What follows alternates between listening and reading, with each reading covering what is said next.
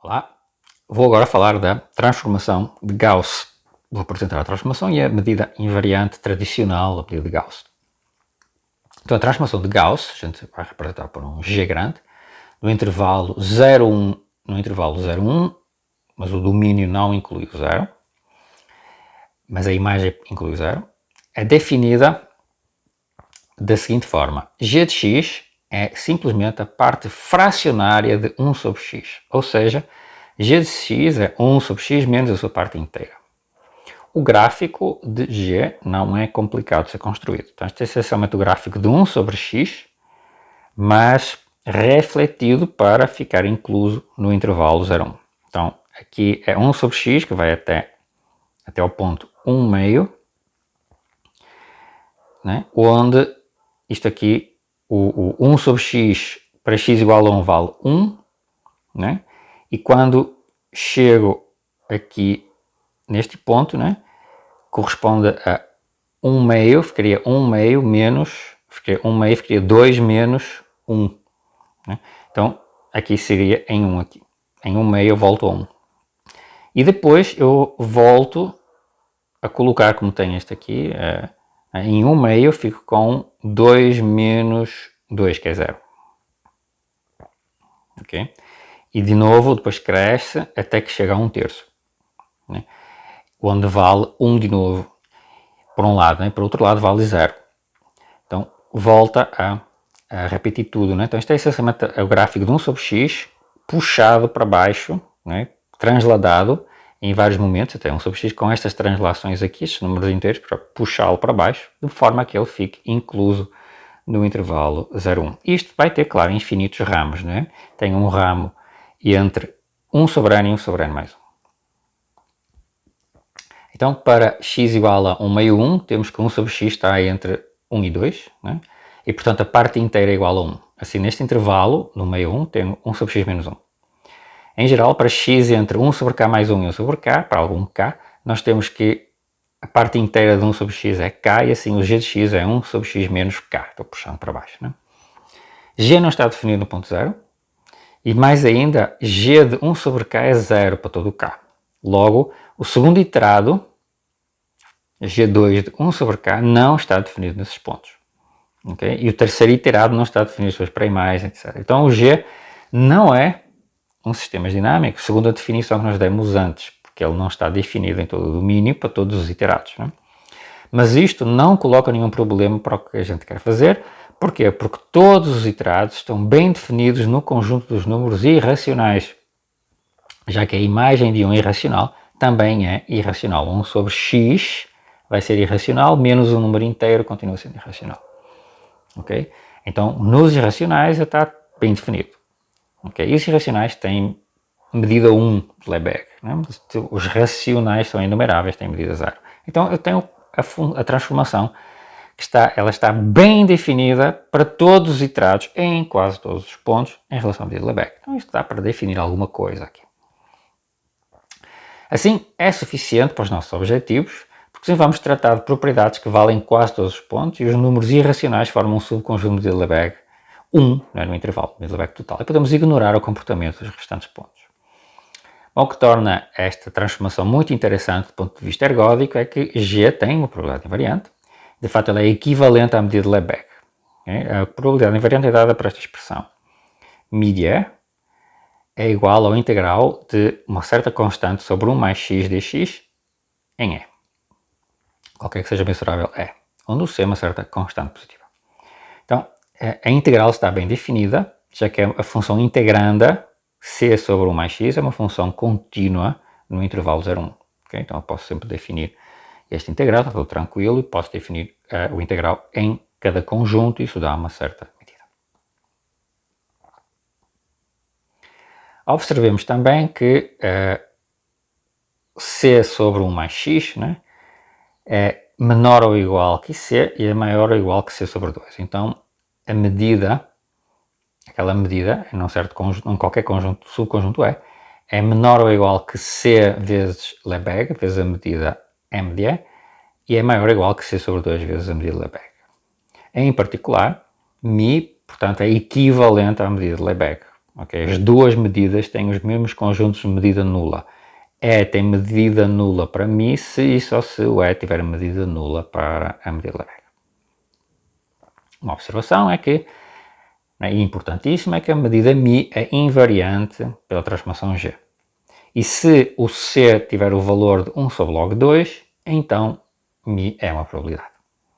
Okay? É fácil ver que a constante tem que ser esta, para que isto aqui tenha medida igual a 1 no intervalo 0,1. É só calcular o integral de 0 até 1, né? Disto aqui e ver qual tem que ser o valor de C para que valha 1. Para provar que a medida é invariante, nós vamos usar um critério que mais tarde será generalizado. Neste caso, este é um critério extremamente útil e muito, muito importante em teoria ergódica, que é o seguinte: tomemos uma transformação no intervalo 0,1 que admite certos intervalos abertos, disjuntos 2 a 2, né, que cobrem quase todo o intervalo, ou seja, a união deles, união disjunta, né, tem complemento de medida nula, de Lebesgue nula. E em cada intervalo, né, o F é um diffeomorfismo com imagem 0,1. Isto é exatamente a cara da transformação de Gauss. Em cada intervalinho onde eu tenho um ramo monótono, eu tenho um diffeomorfismo do intervalinho 1 sobre k mais 1 até 1 sobre k, eu tenho um diffeomorfismo no intervalo 0,1. Seja ρ uma função integrável positiva, né, integrável com respeito a Lebesgue, e suponhamos que ela satisfaz esta relação muito especial. Rho de y, para cada y, para quase todo y, coincide com a soma de ρ de x sobre f' de x. De fato, este f', né, é a derivada deste f. Lembra que ela é um diffeomorfismo, portanto o f' está bem definido em quase todo o ponto. Portanto, eu tenho o ρ de y igual à soma de ρ de x sobre f' de x para todos os x na pré-imagem de y. Então, se eu tiver uma função positiva integrável que satisfaz esta relação muito especial, então ela é densidade de uma medida invariante. Ou seja, se eu pegar em ρ, né, e fizer ρ vezes Lebesgue, que é a medida com densidade ρ, então essa medida mi é invariante.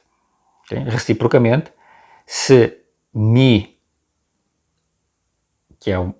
for uma densidade em relação a Lebesgue, ela é invariante para um ρ integrável, se isso se ρ satisfaz aquela equação, satisfaz esta relação. Okay? Deixem-me só deixar claro o que é que significa o ρ Lebesgue. Isto é uma notação muito usada de teoria da medida, mas deixar absolutamente claro, isto significa que mi de um certo conjunto A é simplesmente o integral em A de ρ de Lebesgue. Okay? É isto que significa dizer que a mi é ρ vezes Lebesgue. Né? Isto de fato é o equivalente, pelo teorema de Radon e Kodin, a dizer que a mi é absolutamente contínua em relação a Lebesgue. Ok? E quando eu tenho medidas absolutamente contínuas, eu tenho a densidade ρ, pelo teorema de Radon e Kodin, que é uma função integrável. Muito bem? Então, este lema, né, nos dá uma condição suficiente para garantir que eu tenho uma certa expressão para a medida invariante, né, e a função de densidade satisfaz uma relação muito especial, esta aqui. Este chamado operador de Perron-Frobenius. Ok? Então, usando o lema, a gente prova que aquela medida é invariante. Então, cada y tem exatamente uma pré-imagem xk no intervalo 1 sobre k mais 1 sobre k, dada por esta expressão. 1 sobre y mais k. É a pré-imagem do y no intervalo 1 sobre k mais 1 sobre k. E a derivada da nossa aplicação G, a aplicação de Gauss, é de fato a derivada de 1 sobre x, portanto é menos 1 sobre x quadrado. Então a relação anterior, aquela soma, se escreve desse jeito. Onde o ρ de x é igual a tal constante sobre 1 mais x. Então se eu escrever aquela relação com o ρ, tem esta cara. Okay? Mas esta expressão esta soma, aqui na soma, o x² sobre 1 mais xk pode ser escrito, substituindo o xk por este valor, como c sobre y mais k mais 1. Né? Mas acontece que y mais k e y mais k mais 1 invertidos, né? Este produto pode ser escrito deste jeito. Ok? Logo, este lado aqui pode ser escrito como uma série telescópica, né? E a sua soma é igual ao primeiro termo, porque o termo geral vai para zero. Né? Então, isto aqui, escrito como esta soma, passa a ser igual ao primeiro termo menos o limite do último, o último vai para zero, então fico exatamente com esta expressão. Portanto, esta igualdade é verificada porque esta série aqui, esta soma, é uma série telescópica. Tá?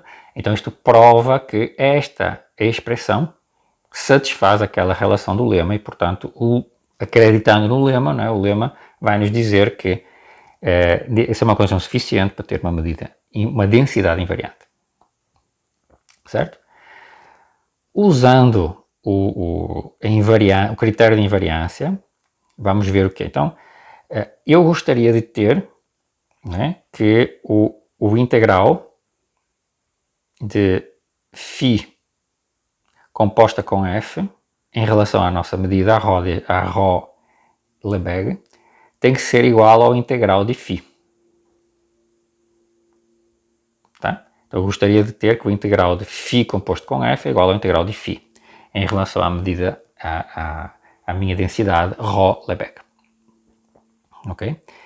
Então, observemos que em cada intervalo ik, que é o intervalo 1 sobre k mais 1 até 1 sobre k, o integral de φ composta com f de x vezes ρ de x dx, daqui é a minha medida, a mi, eu posso escrever isto, porque, bom, lembrem, o ik é aquele intervalo que é enviado pela g, enviado pela g, bom, pela g sim, mas é enviado pelo f, né, no enunciado do lema, no intervalo 0,1.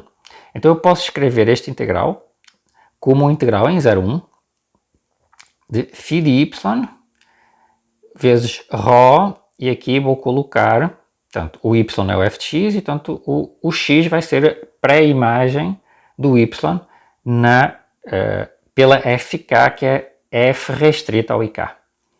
Isto aqui é o teorema de nossas variáveis. Tá? Isto aqui coincide com isto aqui por causa do teorema de nossas variáveis e porque o fk menos 1 vai do intervalo 0,1 para o ik. Okay? E a derivada da inversa, lembra que é 1 sobre a derivada, né, no ponto inverso. Portanto, este integral, o integral de φ f de x ρ de x dx, é a soma destes integrais restritos a cada ik para todos os k's. Né? Então eu posso escrever como esta soma e agora vou traduzir isto por isto aqui. Então isto é o integral de 0 até 1 de φ de y vezes este ρ, e agora vou traduzir esta derivada inversa como esta expressão. Né? Eu vou usar esta relação. Mas agora, reparem, o φ, vamos supor que o φ aqui é uma função característica. Então tudo isto aqui é positivo. Então eu posso usar o teorema da conversão monótona para passar, né, o integral, para trocar o sinal integral com o sinal da soma. Então isto passa a ser igual a este integral aqui. Bom, mas isso é exatamente o que a gente quer essencialmente, né? Reparem, eu tenho um certo integral em relação à medida de Lebesgue, igual a um outro integral, este é um integral em 0,1 também, né, desta expressão aqui. Então, o que é que a gente sabe? Este integral é igual a este e, por suposição, isto aqui é igual a ρ. Ok? Suposição do lema, esta soma é igual a ρ. O ρ satisfaz exatamente esta relação. O ρ é igual a isto. Então, isto, integral de f, φ composta com f, em relação à nossa medida, é transformada pelo teorema de mudança de variáveis, usando a hipótese, né, de que eu tenho uma partição, tenho uma divisão do intervalo em intervalinhos que são enviados difiomorficamente no intervalo inteiro. Isso me permite transformar isto aqui pelo teorema de mudança de variáveis no integral desta soma aqui, vezes o φ de y, e isto é exatamente ρ de y, por hipótese do lema. Muito bem, então eu fico com o integral de φ composto com f de x é igual ao integral de φ, em relação à mesma medida. Esta medida aqui é a mesma que esta. Ou seja, integral de φ após f, ρ de leve é igual ao integral de φ ρ de leve. Para φ igual a função característica de algum boreliano comensurável. E, portanto, a medida ρ vezes leve, esta densidade, é f invariante. Ok? Porque eu fiz isto para qualquer mensurável. Mas isto significa, então, que a medida μ igual a ρ vezes leve satisfaz que a μ f menos 1 de e é igual a μ de e. Para qualquer mensurável. Certo? Então, provei que se vale aquela relação, vale que se o ρ é igual a esta soma, então eu tenho uma medida invariante dada pela densidade ρ. Reciprocamente, se a igualdade, né, aqui em cima vale para toda a φ, né, então o ρ tem que satisfazer aquela relação.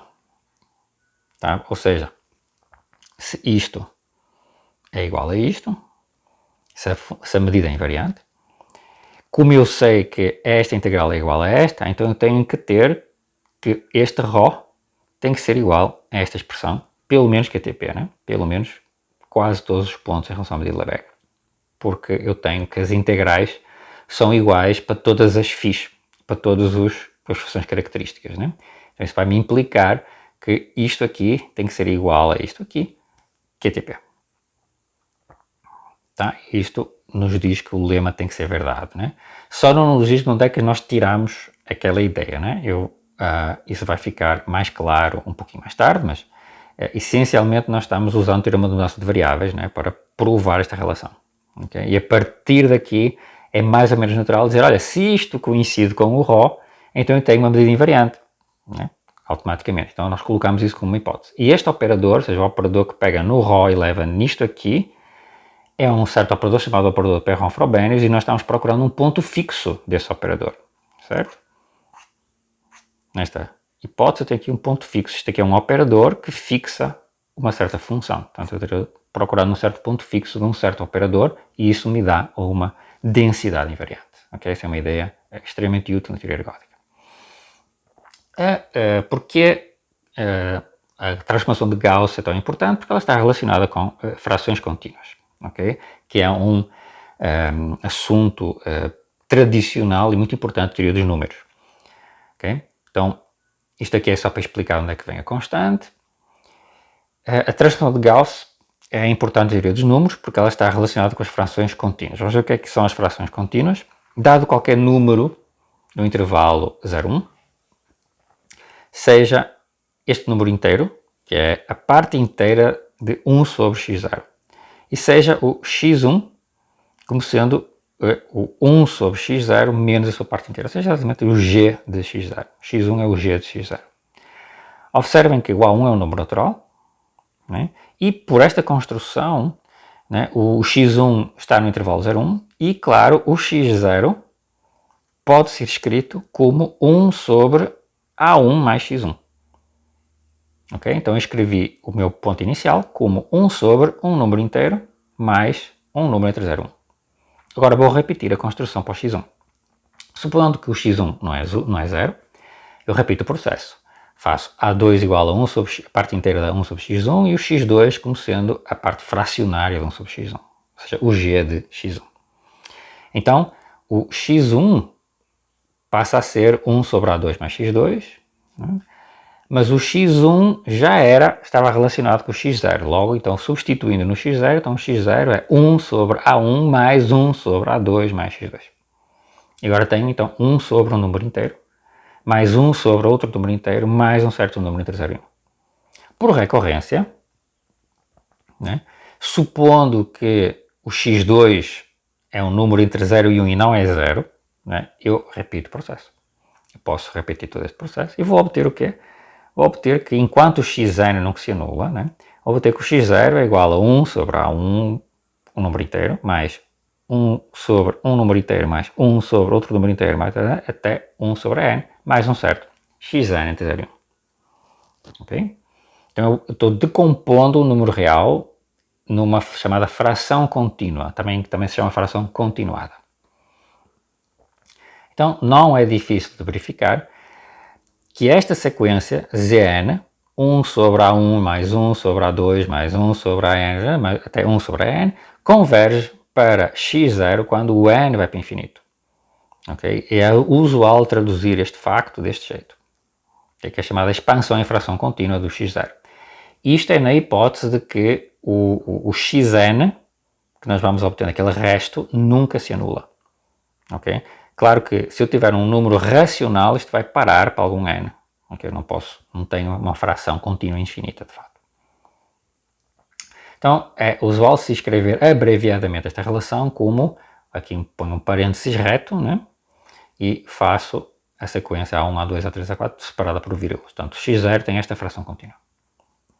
Portanto, a construção dos AIs mostra o quê? Mostra que o x0, né, tem esta sequência aqui, e o g de x0 é exatamente o resto x1. Então, a fração contínua do g de x0 é a fração contínua daquele x1, portanto eu estou começando mais na frente. Então, a imagem pela transformação de Gauss do x0 tem uma fração contínua que é o deslocamento para a esquerda da fração contínua do x0.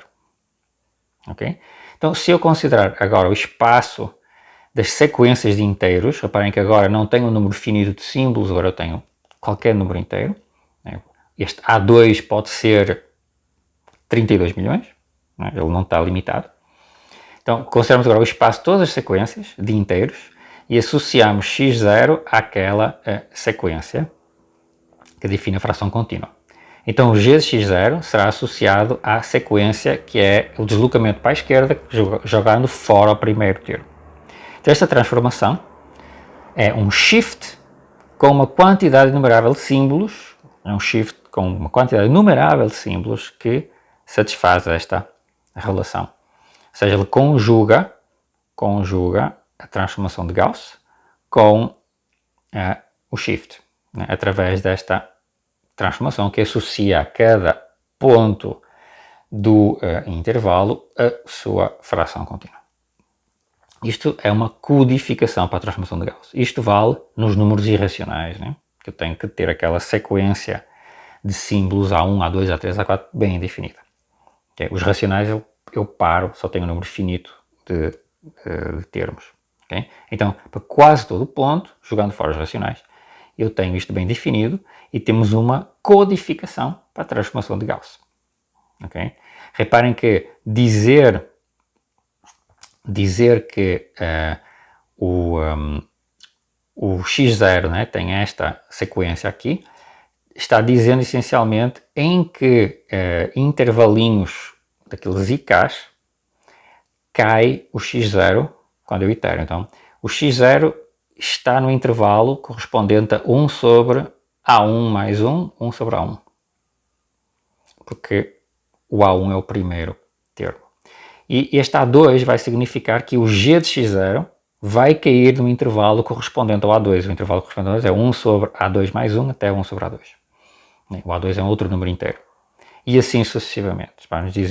Isto vai nos dizer qual é a sequência de iterados do x0 visita aqueles intervalinhos da monotonia com uma certa sequência. Okay? Isto é uma codificação para a transformação de Gauss. Assim, shifts com infinitos símbolos surgem de forma mais ou menos natural na teoria ergótica também. Notemos que com a topologia gerada pelos cilindros, definidos da mesma maneira que antes, este conjunto sigma infinito ele não é compacto, nem sequer localmente compacto. Os cilindros não são compactos, ou são fechados e abertos, mas não são compactos. Para algumas construções de teoria ergódica e de análise, isto cria dificuldades. Okay? Certos resultados que valem para o nosso shift com o número finito de símbolos não valem para o shift com número infinito de símbolos. Okay? E isto abre espaço para comportamentos dinâmicos mais complexos, né? Alguns deles ainda sendo investigados. Okay? As frações contínuas podem ser utilizadas, foram usadas como introdução à teoria ergódica num livro escrito pelo Lorenzo Dias com a Danielle, chamado Uma Introdução aos Sistemas Dinâmicos e Frações Contínuas, que está disponível, é do 26º Colóquio Brasileiro de Matemática do INPA, muito bem feito, okay? Muito interessante, e podem usar isto como uma outra introdução à teoria ergódica, uma perspectiva muito bonita. Falaremos em seguida um pouco mais sobre as rotações em teoria ergódica.